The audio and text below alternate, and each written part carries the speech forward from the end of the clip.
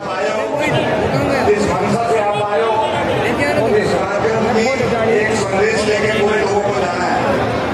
आज के विश्वकर्मा महाकुंभ में उपस्थित राजस्थान और हिंदुस्तान के चाहे हुए सभी समाज बंधुओं, उनका फोन करो ना,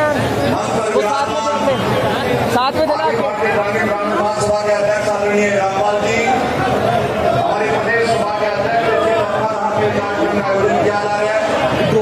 सीधे सत्य हरपाल साहब, हरियाणा से राज्यसभा के सांसद हमारे बड़े भाई आदरणीय रामचंद्र जी, राजस्थान सरकार में मंत्री और हमारे बड़े भाई आदरणीय श्री कृष्णकांत पाराशर साहब, मंच पर विराजमान कांग्रेस कमेटी के सचिव विजय जावेद जी और हमारे मोहम्मद साहब अपनी तरफ से हमारे प्रदेश अध्यक्ष संजय हरिपाल जी का धन्यवाद करना चाहूंगा कि लंबे प्रयास के बाद में इस राजस्थान की लड़ा में जयपुर में आपने इस महान कार्यक्रम का आयोजन किया।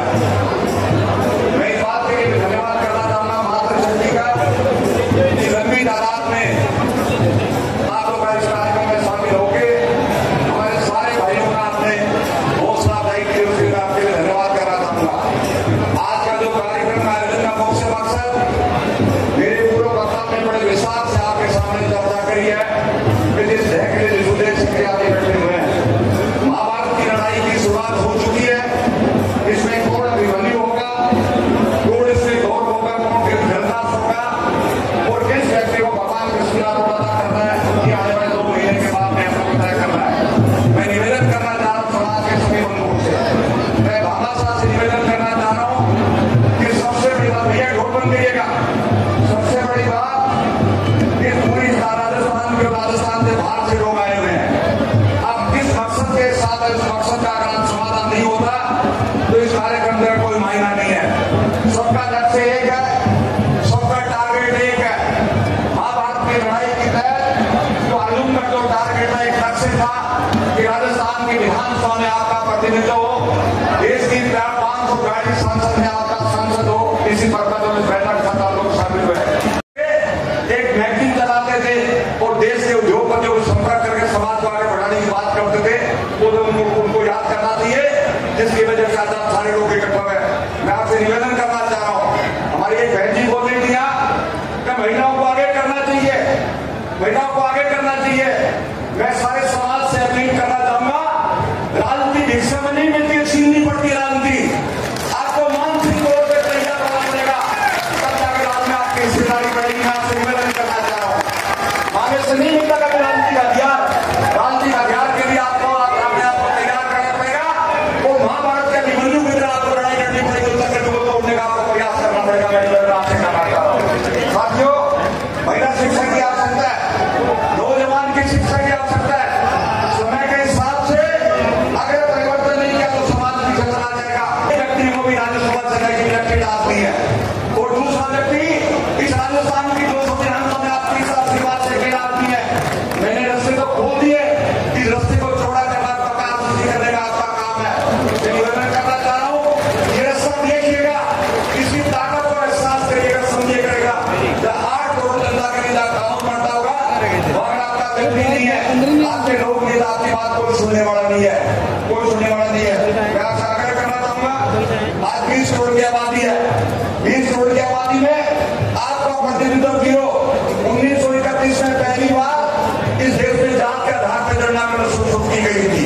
2.5% के आसपास की आबादी थी, आज 2023 आ गया। 2023 में आबादी किस अनुपात में बढ़ी होगी, सिर्फ आप अंदाजा लगा सकते हो। उस अनुपात में हमारे लोकसभा और विधानसभा में हमारा प्रतिनिधित्व नहीं है। इस बात की चिंता समाज को करनी चाहिए।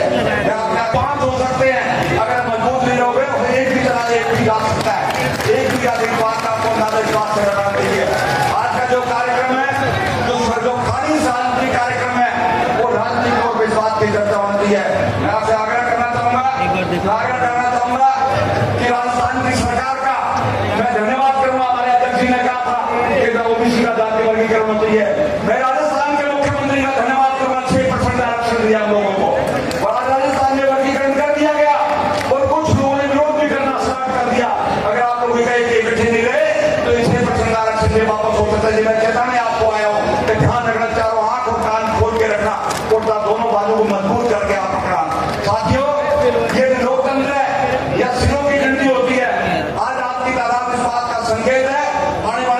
मतदान का जो समय वो सुसंगत समाज नहीं होगा।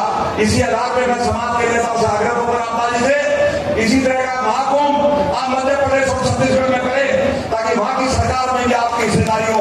इसी तरह का महाकुंभ आप हरियाणा में करें ताकि आने वाले हरियाणा के चुनाव के अंदर आपकी हिस्सेदारी हो। और इसी तरह का महाकुंभ आपको दिल्ली में आयोजन करना चाहिए। हिंदुस्तान की लोकसभा के अंदर आपकी हिस्सेदारी हो। जब तक हिंदुस्तान की लोकसभा में हिस्सेदारी नहीं होगी इस समाज को कोई पूछने का नहीं, पूछ करानी पड़ती है। सुरमा तो सारी हमारी बहनें डालती है लेकिन सुरमा दिखता है उसको जिसको सुरमा मिटाना आता है। सुरमा मिटाना सीखो, ताकत दिखाओ। और मैं समाज के लोगों से अपील करूंगा हमारे नेताओं से आप पहले हमारी दुनिया भर की संस्थाएं बनी हुई है। आप देखिए फैसला करके लाए आदियां, आप फैसला करके लाए अनुशासन। एक संस्था एक समाज, अगर संस्था दो भी है तो समाज से बाहर कर दीजिएगा तब जाकर समाज इकट्ठा होगा। फैसला आपको करना पड़ेगा। अगर एकता के साथ नहीं चलोगे तमाम शाखाएं बिखरी हुई है, इकट्ठा का करने का प्रयास आपको करने पड़ेगा। लोग आपकी पूछ करेंगे।